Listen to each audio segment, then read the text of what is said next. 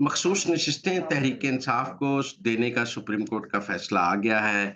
इस फैसले पर हुकूमती मौक़िफ़ भी और अपोज़िशन की तहरीक-ए-इंसाफ की जीत का जश्न दोनों चीज़ें नाज़रीन के सामने हैं। उधर से कहा जा रहा है it's rewriting of the constitution, उधर से कहा जा रहा है ये हक़ की जीत है। लेकिन सवाल ये है कि पाकिस्तान के सियासी मंज़रनामे पे ये मखसूस नशिस्तें तहरीक-ए-इंसाफ को देने से क्या तब्दीली आएगी? एक तब्दीली तो सबको नज़र आ रही है कि आईनी तरमीम रुक सकती है। दूसरी तब्दीली क्या हुकूमत चली जाएगी? मुझे हुकूमत कोई खतरे में नज़र नहीं आ रही। 123 सीटें तहरीक-ए-इंसाफ की बन जाएँगी, लेकिन तहरीक-ए-इंसाफ 123 सीटों से हुकूमत नहीं बना सकती।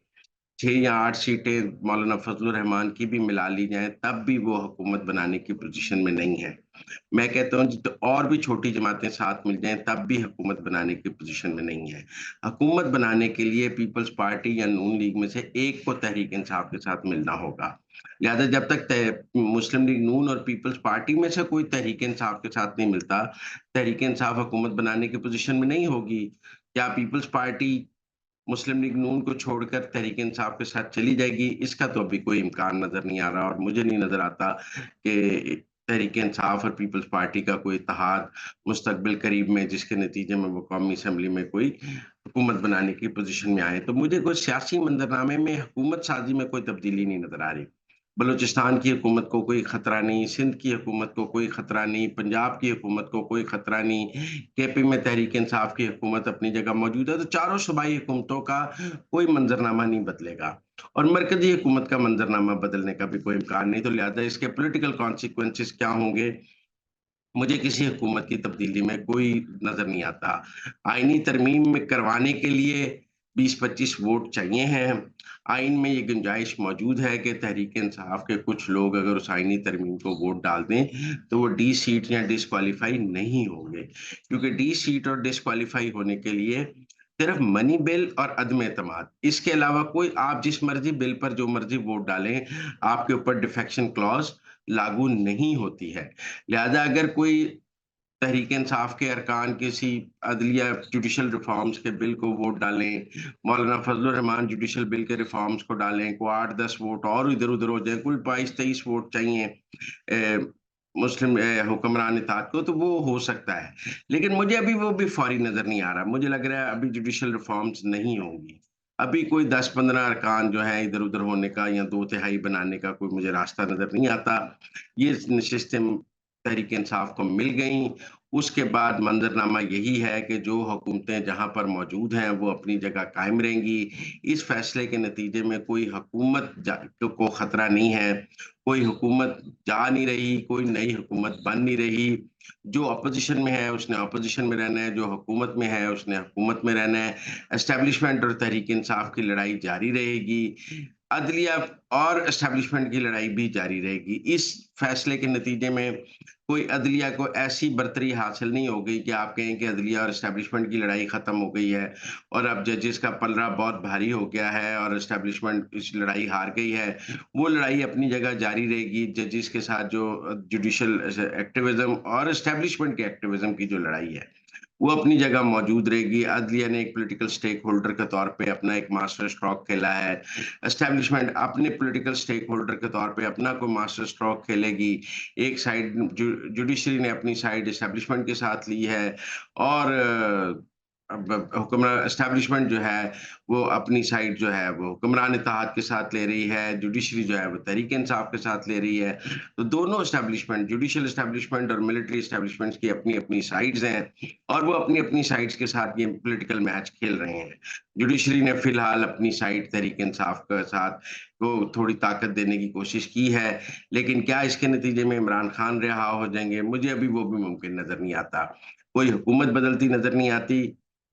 इमरान खान की रिहाई होती नज़र नहीं आती और किसी हुकूमत के जाने का कोई रास्ता नज़र नहीं है। ये कयास-आराई बहुत की जा रही है कि अगले 15 दिन में तहरीक-ए-इंसाफ का फॉरवर्ड ब्लॉक सामने आ जाएगा।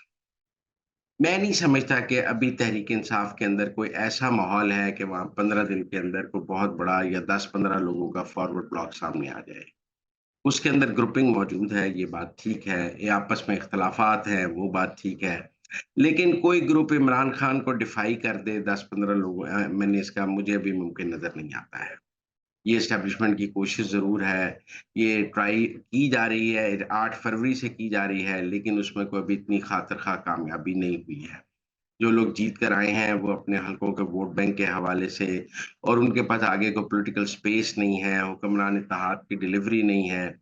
अभी इतनी कि लोग उनको जॉइन करें, अभी उधर हुक्मरान इत्तेहाद का मुस्तकबिल भी क्लियर नहीं है। एस्टेब्लिशमेंट और जुडिशरी की लड़ाई में लोगों को पता नहीं है कि इमरान खान ने जीत जाना है या एस्टेब्लिशमेंट ने जीत जाना है, जुडिशरी जीत जाएगी या एस्टेब्लिशमेंट जीत जाएगी।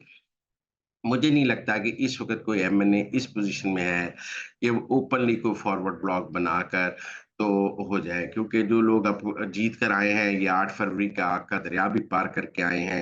लिहाज़ा मुझे अभी कोई फॉरवर्ड ब्लॉक 15 दिन में बनता नज़र नहीं आता। मुझे ये तो ज़रूर नज़र आता है कि ये जब इलेक्शन कमीशन से अपनी सीटें लेने जाएँगे, तो वहाँ बहुत कानूनी पेचीदगियाँ हैं, जो सवालात इलेक्शन कमीशन उठाएगा कि टिकट कौन जारी करेगा, इंट्रा पार्टी इलेक्शन, ये वो इस इलेक्शन की जो प्रॉब्लम्स हैं, वो सब आगे लेकर आएँगे। लेकिन मुझे ये नहीं नज़र आता कि कोई फॉरवर्ड ब्लॉक अभी बन जाएगा। अभी मुझे लगता है उसमें टाइम लगेगा, अभी उसमें 15 दिन में तो वो मुमकिन नहीं है, उसमें तो साल लग सकता है।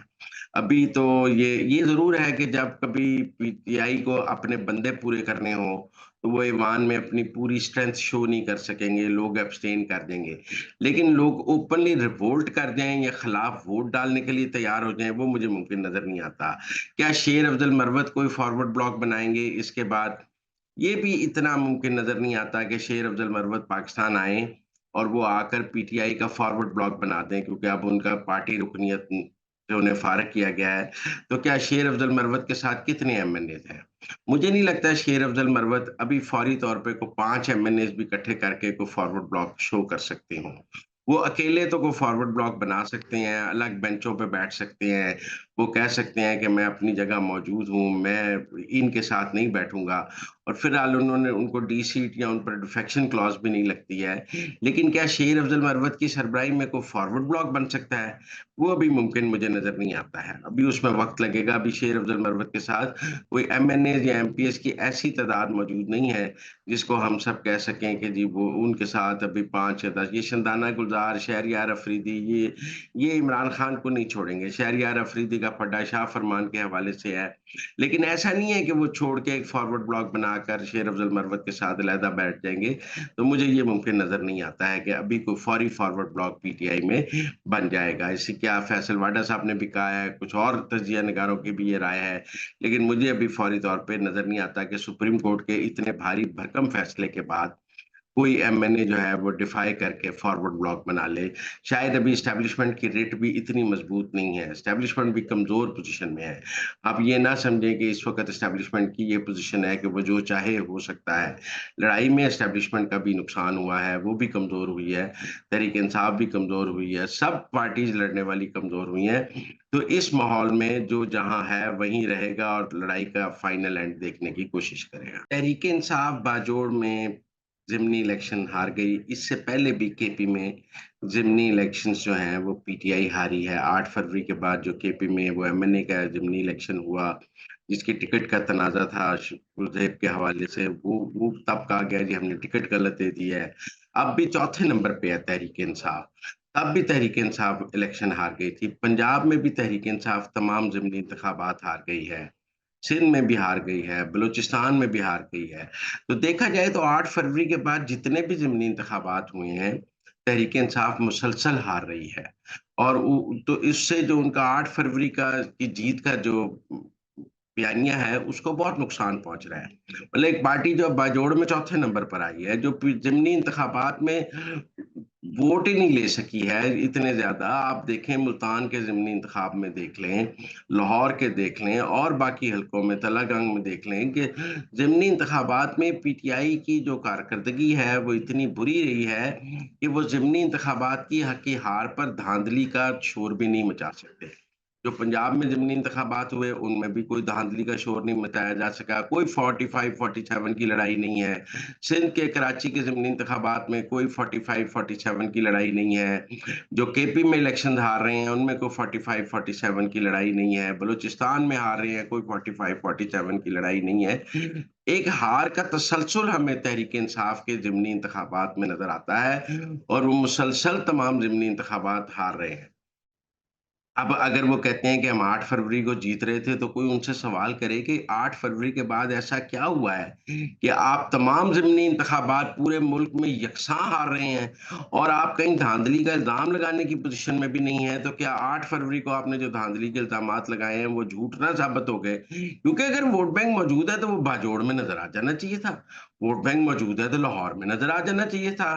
तलागंग, मुल्तान सब जगह बल्कि ज़िमनी इंतखाब में तो धाँधली करना सबसे मुश्किल होता है। पूरे मुल्क में इंतखाब हो रहा हो तो आप धाँधली कर सकते हैं, कुछ कर सकते हैं। एक हल्के में इंतखाब हो रहा हो तो आप कैसे धाँधली कर सकते हैं? और वो बहुत मुश्किल हो जाती है। अब क्या हम केपी में हारने पर कहें कि केपी में उनकी जब से गंडापुर वज़ीर आला बने हैं, उनकी कारकर्दगी को देखकर लोग नाराज़ हो गए हैं। मैं ये नहीं मानता, मैं समझता हूँ पहले भी को वहाँ पर पीटीआई की पॉपुलैरिटी नहीं थी। वहाँ चूँकि 10 साल से एक इक़्तिदार था मुसलसल, आरओज़ ने पीटीआई की साइड ली है और जो मौलाना फज़लुर रहमान साहब वहाँ कहते हैं कि पीटीआई की बहुत सहूलतकारी हुई है और धाँधली उनके साथ पीटीआई ने की है, वो बात ठीक गलत नहीं कहते वो।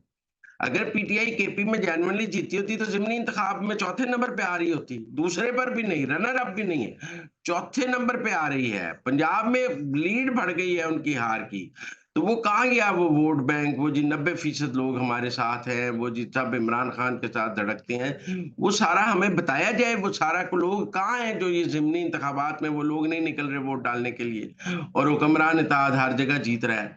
एएनपी और मौलाना फजलुर रहमान का रिवाइवल हो रहा है केपी में। मैं आपको बता रहा हूँ एएनपी की ये जीत कोई छोटी जीत नहीं है और हम इस जीत को कोई नज़रअंदाज नहीं कर सकते कि बाजोड़ से वो जीते हैं और जगहों से वो जीते हैं। मुझे एएनपी का एक रिवाइवल नज़र आ रहा है। बल्कि बाजोड़ के इलेक्शंस में तो ये सामने आया है कि एएनपी को लोग ज़्यादा एंटी एस्टेब्लिशमेंट समझते हैं बनिस्बत पीटीआई के। गंडापुर के वज़ीर आला बनने के बाद केपी के अंदर ये राय बन गई है कि गंडापुर तो बहुत ही प्रो एस्टेब्लिशमेंट है। और उनका एस्टेब्लिशमेंट से मंत्रा एक फिक्स मैच है। लिहाज़ा अब केपी के लोग पीटीआई को या गंडापुर को एंटी एस्टेब्लिशमेंट के तौर पे नहीं देखते हैं। वहाँ एंटी एस्टेब्लिशमेंट का सिंबल एएनपी बन के सामने आ रही है, मौलाना फजलुर रहमान बन के सामने आ रहे हैं और गंडापुर और एस्टेब्लिशमेंट का जो गठजोड़ है, वो केपी में पीटीआई का वोट बैंक जो है उसको डैमेज कर रहा है। ये बाजोड़ में लोगों ने अगर एंटी एस्टेब्लिशमेंट वोट भी डाला है, तो वो एएनपी को डाला है, वो पीटीआई को नहीं डाला है। और वहाँ जो पीटीआई का कैंडिडेट था उसको ज़्यादा एंटी एस्टेब्लिशमेंट समझा गया है बनिस्बत पीटीआई के क्योंकि सबका ख्याल था कि गंडापुर तो ऑपरेशन की भी हिमायत कर रहे हैं। गंडापुर तो जाकर वहाँ पे एक्शन प्लान में ऑपरेशन अज़्म इस्तेकाम पर भी मोहर लगाए हैं। तो गंडापुर को अब वो और पीटीआई को वो एंटी एस्टेब्लिशमेंट हमायत केपी में हासिल नहीं है, जिसके बारे में पहले दावा किया जा रहा था।